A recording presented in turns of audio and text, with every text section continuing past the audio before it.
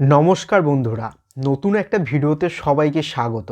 তোমরা সবাই কেমন আছো? আশা করি খুব ভালো আছো। আরও এক নতুন ইতিহাস গড়ল আমাদের দেশ ভারত। রবিবার গুজরাটের ভেট দ্বারকায় প্রধানমন্ত্রী নরেন্দ্র মোদী উদ্বোধন করলেন দেশের দীর্ঘতম কেবল ব্রিজ সুদর্শন সেতু। গুজরাটের দ্বারকায় অবস্থিত এই সেতুটি ওখার সাথে ভেট দ্বারকাকে যুক্ত করছে। অর্থাৎ সোজা কথা বলতে গেলে নতুন এবং পুরনো দ্বারকার মধ্যে সংযোগ তৈরি করছে এই সেতুটি। পূর্বে এই সেতুটি ওখা ভেট দ্বারকা সিগনেচার ব্রিজ নামে পরিচিত হলেও পরবর্তীতে এটা ভগবান শ্রীকৃষ্ণের সুদর্শন চক্রের নাম অনুসারেই এই ব্রিজটির নাম রাখা হয় সুদর্শন ব্রিজ।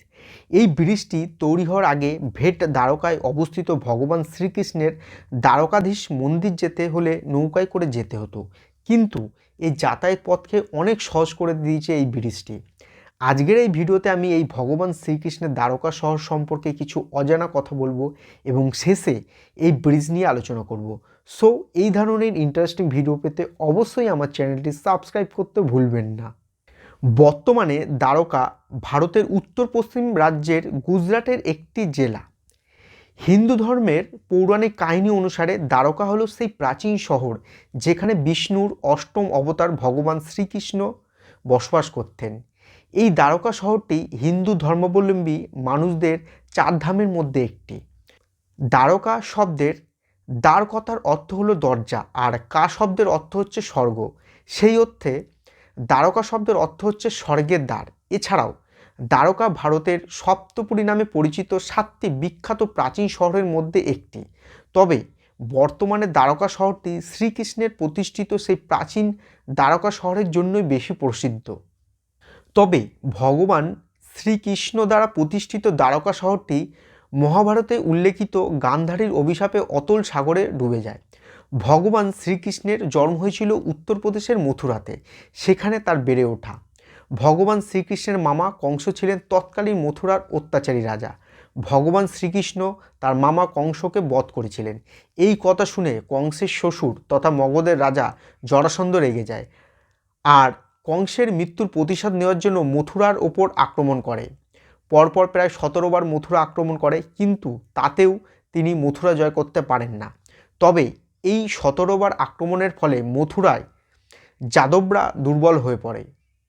কিন্তু শ্রীকৃষ্ণ যখন বুঝতে পারে যে জরাসন্ধের আক্রমণ প্রতিহত করা আর যাদবদের পক্ষে সম্ভব নয়, তখন শ্রীকৃষ্ণ তার প্রজাদের নিয়ে মথুরা ত্যাগ করার সিদ্ধান্ত নেন।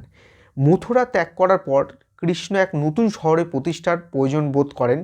পৌরাণিক বিভিন্ন কাহিনী অনুসারে ভগবান শ্রীকৃষ্ণ তার এই দ্বারকা শহর তৈরি করার জন্য নির্মাণের দেবতা বিশ্বকর্মাকে নির্দেশ দেন।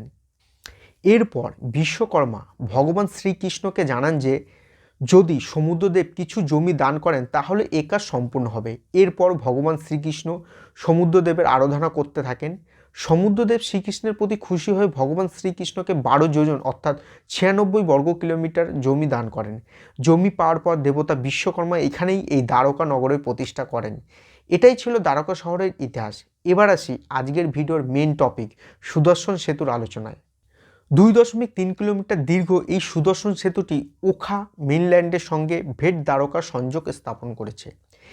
এই ব্রিজটির দুই সাইড রয়েছে 2.5 মিটার প্রশস্ত ফুটপাথ এবং এই ফুটপাথের উপরের অংশে সোলার প্যানেল রয়েছে যা 1 মেগাওয়াট বিদ্যুৎ উৎপাদনে সহায়তা করবে এবং এই বিদ্যুৎ ইউজ হবে এই সেতুতে লাগানো লাইট চালানোর কাজে। সুতরাং এই সেতুটিতে যে অসাধারণ লাইটিংয়ের কাজ করা হয়েছে তাতে প্রয়োজনীয় যে বিদ্যুৎ সেটা এই ব্রিজ নিজেই উৎপাদন করবে।